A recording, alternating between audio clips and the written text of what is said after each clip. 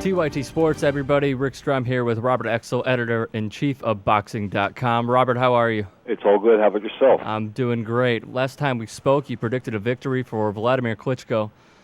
Who could have possibly foreseen the antics David Haye pulled off that evening in Germany?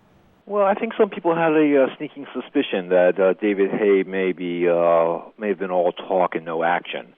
But he sort of really gave a middle finger to boxing. It's really a pity. He had the chance of a lifetime presented to him to make a mark, not only on the sport, but really on the world, and he failed miserably.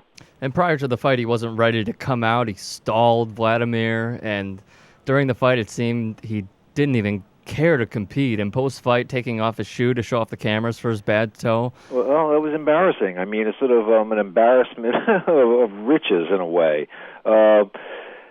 He fought. He started the fight reasonably. The first 3 rounds, he fought the way he needed to fight, which was bob, weave, move, not like Klitschko's settle. But somehow or other, after the 3rd round, Klitschko just sort of gave up. I don't know whether he ran out of steam, whether You mean Haye gave up? I'm sorry. Yes, yes. Haye gave up. I don't know whether he ran out of steam or whether he wimped out, but and he ran for the next 8 rounds and claimed that he had broken his toe. It's also ludicrous. Now, if a guy breaks his toe during the fight, or prior to the fight, shouldn't he have said something? Isn't it a little pathetic isn't it a pathetic act to take off your shoe right in front of the cameras to show, hey, I hurt my toe? It's completely pathetic and completely unprecedented. If he said that he had hurt his toe 3 weeks prior to the fight, but that he already backed out of a fight because of a back injury earlier, and therefore he didn't want to do it again. But he certainly was able to move well enough. He spent the whole fight running, bobbing, weaving, dodging, running. It didn't hamper his movement anyway, so I don't understand why it hampered his punching so much. Now, you said David Haye would be a nice change to the heavyweight division, and the brothers still own all the belts. If there was not a different champion now, who could become that champion in the heavyweight division over Wladimir and Vitaly Klitschko? I don't see anybody. I don't see anybody on the horizon. There's some young guns who are big but sort of untested. They'd love a chance to get in there with Klitschko. People like Tyson Fury or Derek Chisora, who are fighting Saturday night in England. But nobody. By the looks of it, they could hold the titles as long as they want to, because there's really nobody on the horizon.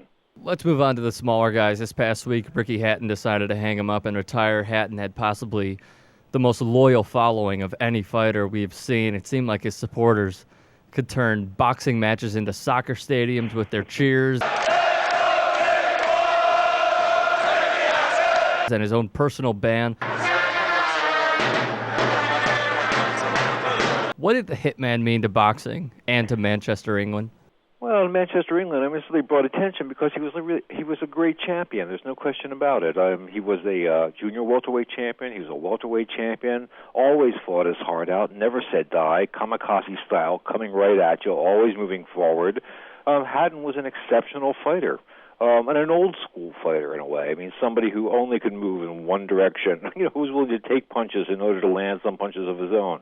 Really old school, really classic, like somebody in the Rocky Graziano mold. Now, he said that he is going to go into promotions. Do you think that he could be a good promoter for fights in the future? I think so, because it's an insider's game, and Hatton is nothing if not an insider. And didn't make a lot of enemies in the sport because he was a gracious character. So I think success is there for his for the taking. Now, finally, Saturday, July 9th marks the return of Paul Williams. He's fighting at the Boardwalk Hall in Atlantic City, the same place he suffered the worst loss and most brutal knockout I personally have ever seen to Sergio Martinez. What do you envision in Williams' return? Well, it can go one of two ways. There's one school of thought that says that knockouts don't matter. They happen all the time. People bounce back and they go on to sort of great success, and the fighters don't remember them anyway. But the second school of thought says a fighter never recovers from a knockout of that sort. I mean, because you have 20 years of momentum, 20 years of going to the gym, all of a sudden one punch ends it like that. It remains to be seen. I think that he's... I think the fighter he's fighting, Lara, is the fighter on the ascendant. I think Williams is on the way down. Do you really think he's on the way down? Granted, granted, Sergio Martinez is an amazing fighter, but again, getting over a devastating knockout like that, it remains to be seen what kind of fighter returns. And he hasn't fought in 7 months, so he's going to be stale as it is. Now, like you said, he's fighting Arislandi Lara. He's a Cuban fighter. He's a 2005 amateur world champion. What does he bring to the table, and do you think that he could really beat Paul Williams and even knock him out? Well, like all Cuban fighters, they're incredibly skilled. I mean, those communist countries always managed, because they sort of shut them off from the rest of the world, they always sort of celebrated the old arts like boxing. So these Cuban fighters are fast, they're smart, he's got a good chin. Williams certainly has the advantage of size, but again, Williams has got the ghost of his last fight that he's going to have to beat, as well as Lara. And one thing that's very common in all of his losses is that he has lost to southpaws. Lara is also southpaw. Why has he had such trouble with these guys? They just don't train for them. I mean, he's been somebody who's been fighting for, again, decades and decades, and they're just southpaws aren't available. So it's not something they're familiar with. When they're fighting somebody who's a righty, they are basically fighting a mirror image of themselves. But a southpaw can be confusing, and clearly it's confusing for Paul Williams. Now, in the end, who do you have in the fight Saturday on HBO? Who do I have on the fight? I'm leaning toward Williams, or toward Lara. I'm sorry.